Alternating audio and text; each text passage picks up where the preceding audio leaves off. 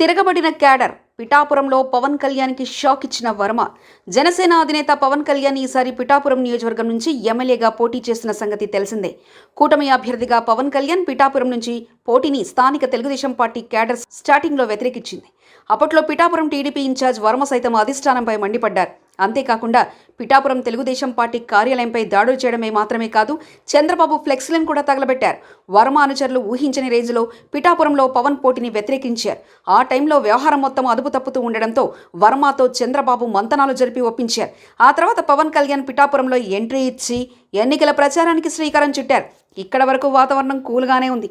కానీ ఇటీవల సమయంలో గ్రామీణ ప్రాంతాలలో సొంత పార్టీ క్యాడర్ వర్మకు వ్యతిరేకంగా మారారు. పైగా గ్రౌండ్ లెవెల్లో జనసేన తెలుగుదేశం పార్టీల మధ్య స్పష్టమైన చీలిక ఉంది. రెండు పార్టీలకు చెందిన కార్యకర్తలు నువ్వా నేనా అన్నట్లు వ్యవహరిస్తున్నాయి. పవన్ కళ్యాణ్కి మద్దతిచ్చే వాళ్ళలో చాలామంది టీనేజ్ వయసు వాళ్ళు ఉండడంతో, రాజకీయాలపై అవగాహన లేకపోవడంతో తెలుగుదేశం పార్టీని తక్కువ చేసి మాట్లాడుతున్నారు. అదే సమయంలో వర్మ నాయకత్వాన్ని చులకన చేసి విమర్శలు చేస్తున్నారు. ఇక నుండి పిఠాపురంలో పవనే శాశ్వత ఎమ్మెల్యేగా ఉంటారంటూ ర్యాగింగ్ చేస్తున్నారు. మొదటి నుంచి పిఠాపురంలో Janasena party versus Telugu Desam party అన్నట్లు గొడవలున్నాయి. వర్గాలుగా చీలిపోయి రాజకీయ ఆధిపత్యం కోసం ఒకరిపై మరొకరు దాడులు చేసుకున్న సంఘటనలు కూడా ఉన్నాయి. ఈ క్రమంలో గత ఏడాది టీడీపీతో జనసేన పార్టీ పొత్తు పెట్టుకున్న తర్వాత పవన్ కళ్యాణ్ పిఠాపురంలో పోటీ చేస్తున్నట్లు వార్తలు రావడంతో వర్మ తనదైన శైలిలో స్పందించారు. పవన్ ఇక్కడ పోటీ చేయాల్సిన అవసరం లేదు, నేనే పిఠాపురం గెలిపించుకొని పవన్ కళ్యాణ్కి బహుమతిగా ఇస్తానని వర్మ ప్రకటన చేశారు. కానీ పవన్ పిఠాపురంలో కాపు సామాజిక వర్గం ఓట్లు ఉండడంతో పోటీకి దిగడం జరిగింది. దీంతో వర్మ అసహనం చెందారు.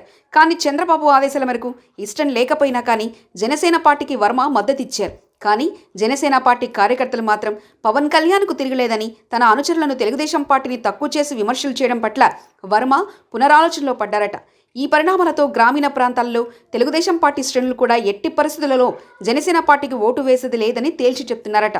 ఇదే సమయంలో నామినేషన్కి ఇంకా సమయం ఉంది కాబట్టి స్వతంత్ర అభ్యర్థిగా పోటీ చేయండి వర్మపై అనుచరులు ఒత్తిడి చేస్తున్నారట. అంతేకాదు, ఒకవేళ పవన్ గెలిస్తే పర్మనెంట్గా నియోజకవర్గంలో సెటిల్ అయిపోతారు. అలాంటప్పుడు మీకు అవకాశం ఉండదు, మాకు విలువ ఉండదు. మీ పొలిటికల్ కెరియర్తో పాటు మీ అబ్బాయి పొలిటికల్ ఎంట్రీ కూడా డేంజర్ జోన్లో పడడం గ్యారంటీ. గతంలోనే స్వతంత్ర అభ్యర్థిగా పోటీ చేసి గెలిచిన రికార్డు మనకుంది. కాబట్టి అనవసరంగా ఇలాంటి అవమానాలు మీరు పడుతూ మమ్మల్ని ఇబ్బందుల పాలు చేయకండి. కూటమి నుంచి బయటకు వచ్చి స్వతంత్ర అభ్యర్థిగా పోటీ చేయండి వర్మపై అనుచరులు ఒత్తిడి చేస్తున్నారని వార్తలు వస్తున్నాయి.